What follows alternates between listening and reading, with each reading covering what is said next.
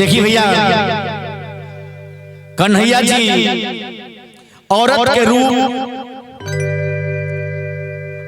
के रूप धारण करके राधा जी के गांव में गइल बा। राधा जी के गांव में जाके कन्हैया जी कहता जो हम गोदना वाली है, अरे हमसे केहू गोदना गोदवाला। कन्हैया जी औरत के रूप बन के राधा जी के गांव में जाता आ कहता कैसे कोना भाव में, हर की बन के गोदना हरी रे कान्हा, हाँ चल ले जहां रही ले रे राधा,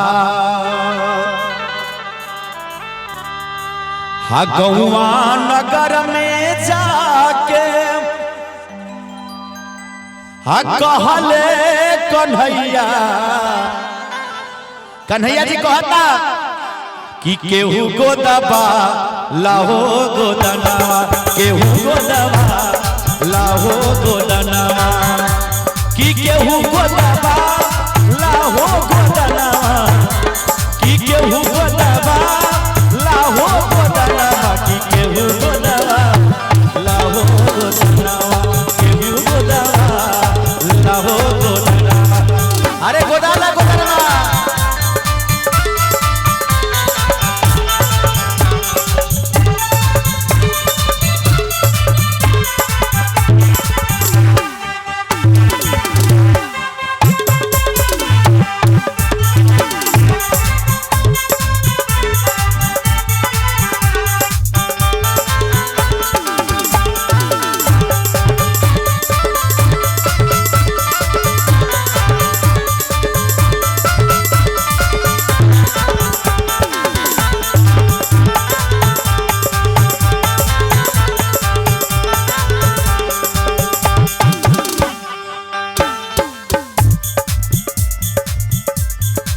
कन्हैया जी राधा जी के आंगन में गइल बा। आंगन में जाके गांव में जाके जो हम गोदना वाली है, अरे हमसे केहू गोदना गोदवाला। राधा जी सुनत दिया जो हमार गांव में हमार सासुर में गोदना वाली आइल बिया। तो राधा जी कहतिया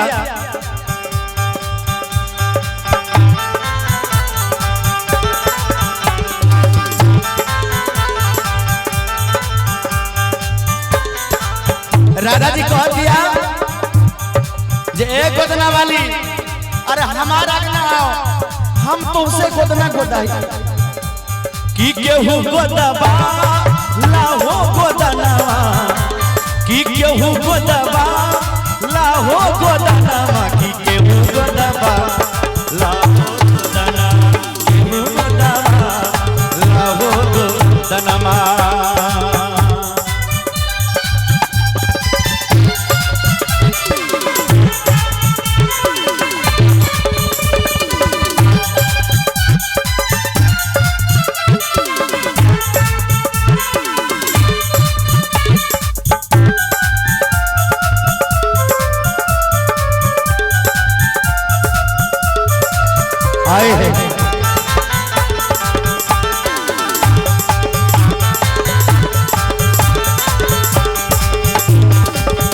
राधा जी सुन के बोली अपनी के बढ़िया खोली,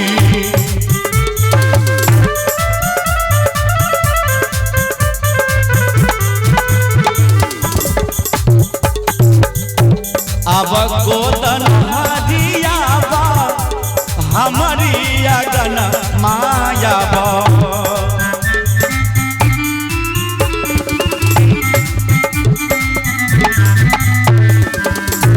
राधा जी सुन के बोली अपनी के बढ़िया खोली, अब गोद नहरिया बा हमारी अगन माया बा। वाली, अरे हमार रगना आबो हम तो से गोदना गोदाई किया गोदना हरी आबो हर हमारी अगनमा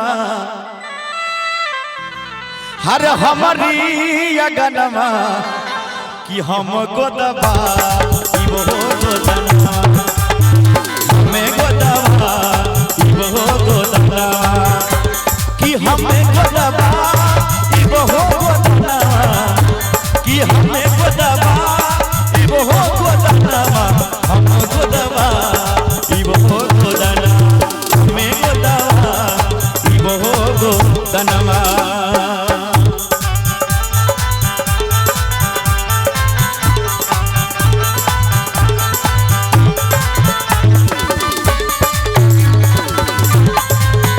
ये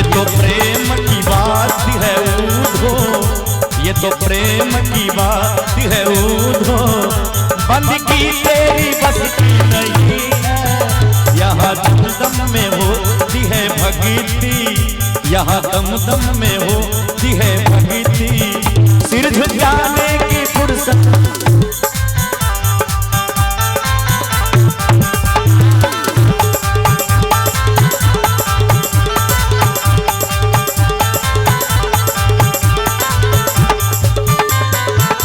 कन्हैया जी राधा जी को आवाज सुनते हैं तो कन्हैया जी राधा जी के आंगन में पहुंच जाते हैं औरत के रूप में गोदनहरी रूप में राधा जी आती है कन्हैया जी से गोदना गोदाने के लिए ऐसे हाथ को बढ़ाते हैं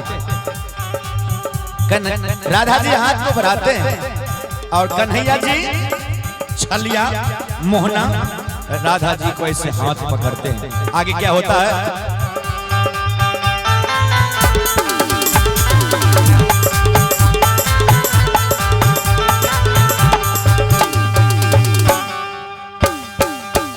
कान्हा जब धैले हाथा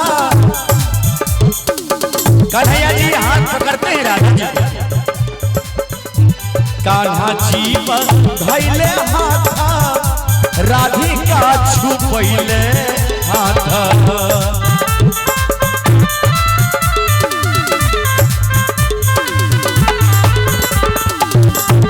कान्हा जब धैले हाथ राधिका छुपैले हाथ नारी नहीं हवे तू त नारी नहीं हवे तू त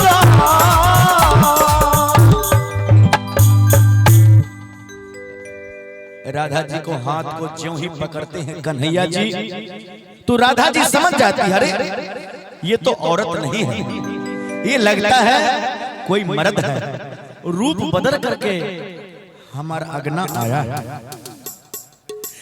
राधा जी समझ जाती है ये लगता है छलिया मोहना ये चित्तचोर है यही तो कमलापति है छलिया है मोहना चोर रूप बदल के आए हैं।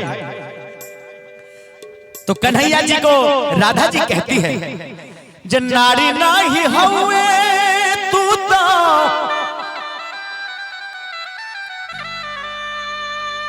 ए गोदनहरी तुम नारी नहीं हो नारी नहीं हवे तू तो अरे हवे मर्दनमा तनी ताली बजा दियो ना कि कैसे गोदवा इवो गोदना कैसे गोदवा इवो गोदना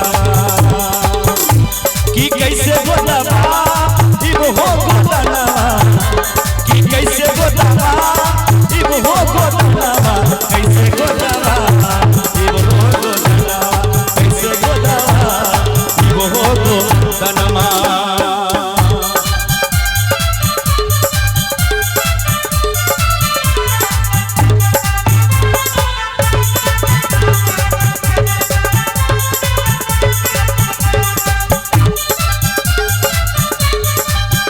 राधे राधे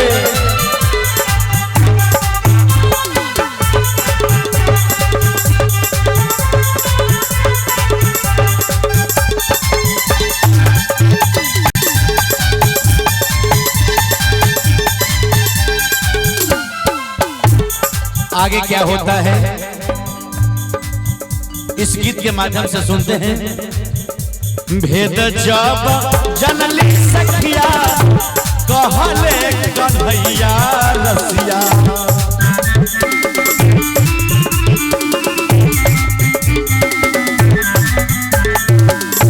भेद जब जनली सखिया कहले कन्हैया रसिया, तोहरे करनमा भैली तोहरे करनमा भैली।